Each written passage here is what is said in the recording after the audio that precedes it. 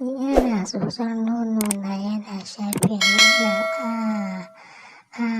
yana shafe min nonona ga yanda abin ya faru.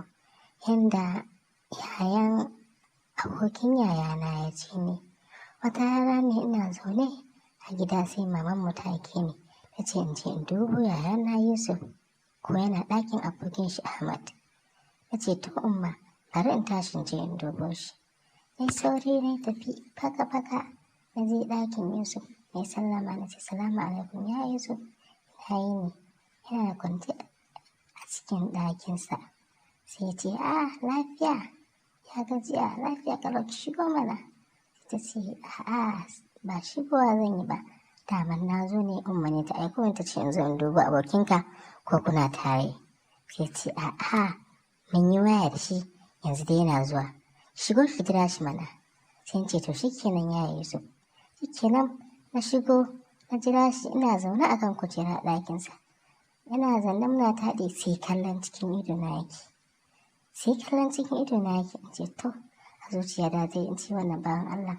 Sai kallo na yake ni dai ina tsatsarge ina ta ɗarɗarɗar. Na cewa ya Yusuf ina shiga har yanzu bai dawo ba. Muna daga zaune sai na ga ce kin ga ɗakin nan a buɗe zan tura ƙofa. Sai na ce to ya tura ƙofa. Sai shiga ban ɗaki sai ya fito. Fitowarsa kenan sai na ga ya cire rigarsa.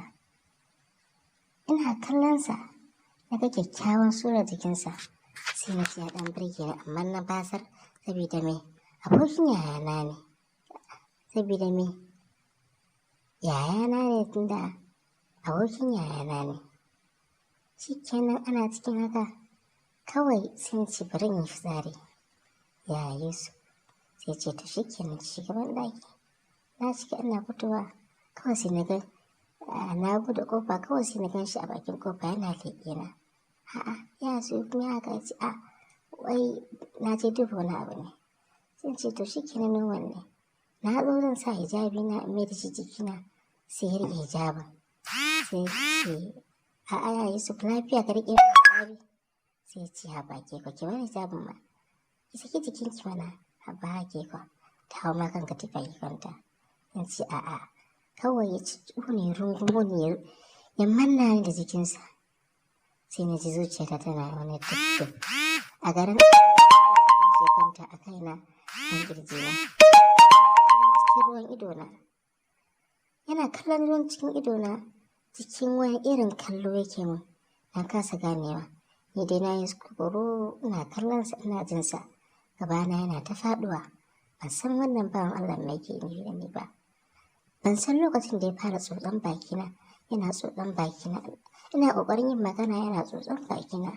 A hankali sai ya fara shafe jikina yana shafo nonuwana. Ina fara tun bana jin daɗi har na ji sha'awata ta tashi tukuru. Yana shafo ƙirjina yana shafo ni ina wayyo Allah na ya Yusuf bari ni dan Allah ina ka bari. Yana yi shi kan ya zama kurma baya ji ma sai shafe ne yake. Ana muka kawo ƙarshen wannan labari ku biyo mu a kashi na biyu.